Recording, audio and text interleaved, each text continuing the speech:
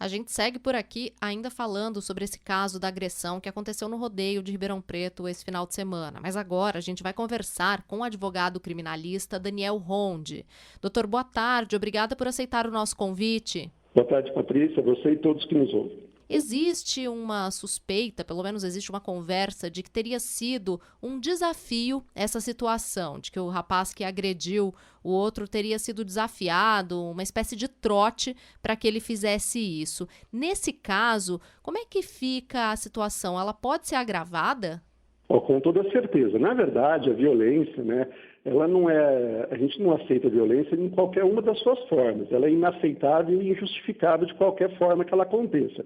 Porém, a lei penal, ela vai graduando, essas intencionalidades, tanto do agente quanto da condição da vítima, para classificar o crime aí de uma forma mais apurada. Então, você imagina, se, por exemplo, o delegado, como nós ouvimos aí o seccional dizendo, que se a polícia caminhar para uma investigação como uma tentativa de homicídio, isso pode se agravar ao meu ver, assim, inicial, por dois grandes motivos. Primeiro, a questão do motivo torpe, porque é aquele motivo considerado aí como imoral, repudioso, algo que socialmente é reprovável, que é desprezível. E também o recurso que dificultou a defesa da vítima. Você verifica que a vítima ela é golpeada com força, é derrubado no chão e mesmo assim o autor ainda continua golpeando ela ferozmente, de forma contínua. Então todo esse comportamento ele vai definir agravantes no tipo penal. Já por outro lado, se a autoridade policial e o Ministério Público entender que foi apenas uma lesão corporal, e a lesão corporal aí na modalidade grave, como um perigo de vida, então aí a intencionalidade do agente, do agressor, estaria apenas na agressão e não na tentativa de morte da vítima, então sim nós teremos aí um resultado de perigo de vida, aonde será um crime de lesão corporal de natureza, como bem dito pelo delegado, grave, e aí sim nós teremos essa pena do que ele disse aí, de reclusão de 1 a 5 anos. Agora, tudo isso na esfera penal, agressões essas que a gente vê de forma repugnante, covarde, e que não tinha a vítima como ter condições de antever aquele ataque.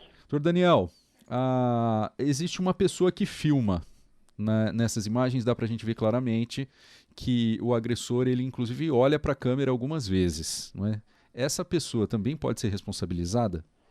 Boa tarde, Guilherme. Sim, a lei penal ela traz que qualquer pessoa que concorra para que o crime aconteça, ainda que seja uma participação de menor autoria, ainda que a função dela tenha sido somente a de filmar, ela responde ao crime como um todo.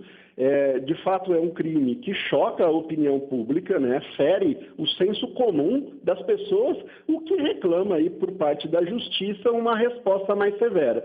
Eu não tenho dúvidas que o próprio Ministério Público, a polícia, o Poder Judiciário como em si, vai atrás para repudiar esse tipo de atitude para que ela não volte a acontecer. Você vê, Guilherme, que além de ser uma agressão covarde, porque você vê que o autor da agressão, ele já busca, ele ataca contra alguém com uma condição física desfavorável em relação a ele, mas que torna uma agressão extremamente grave.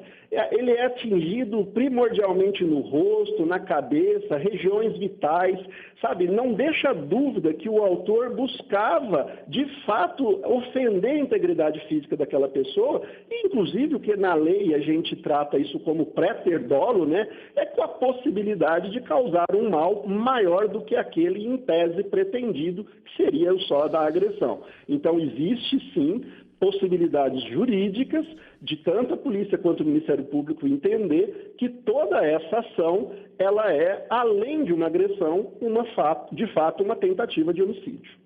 Daniel, agora, qual seria a responsabilidade do evento nesse caso? Já tivemos aqui, então, a resposta do rodeio, falando que se solidariza com a família da vítima, dizendo que está à disposição e repudia qualquer tipo de agressão, não é? Agora, isso aconteceu dentro de um camarote, quer dizer, uma festa privada dentro de uma festa que foi organizada. Quais seriam as responsabilidades, nesse caso, por parte dos seguranças, dos organizadores? Olha, isso é importante. Eu acho que a direção da festa ela cumpre o seu papel inicial de repudiar esse tipo de ocorrido, né? Porém, ela não se limita a isso, até porque num evento onde você tem um fluxo grande de pessoas, de diferentes pessoas, você tem que antever alguns problemas. E a questão de segurança, que aflige toda a sociedade, também aflige os eventos privados. Então, é claro que existe uma responsabilidade objetiva dos organizadores da festa, isso na esfera civil, na esfera de eventualmente indenizar, porque ninguém buscou ir a uma festa e sair de lá hospitalizado.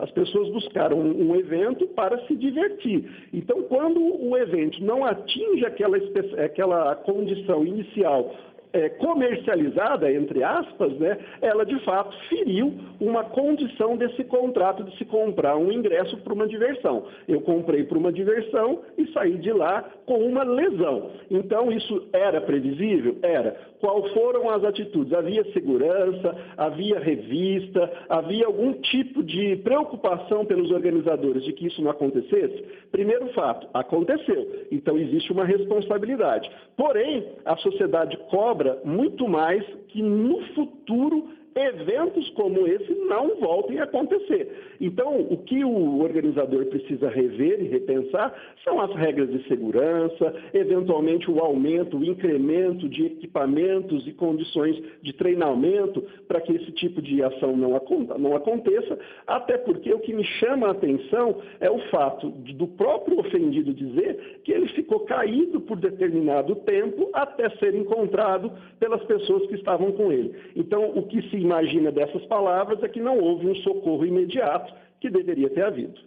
Caso que hoje é investigado como lesão corporal grave e que, segundo o próprio delegado seccional de Ribeirão Preto, conversou com a repórter Nayana Kennedy agora há pouco, pode passar, inclusive, a ser encarado como tentativa de homicídio. O caso está sendo apurado, depoimentos estão sendo tomados e é claro que a gente acompanha aqui. Entrevistamos o Dr. Daniel Ronde, advogado criminalista, falando sobre o que diz a lei nesses casos e as responsabilidades que podem chegar sobre a organização da festa e as pessoas que filmaram e também essa agressão. Daniel, muito obrigado, viu, pela sua entrevista aqui com a gente no Giro. Boa tarde.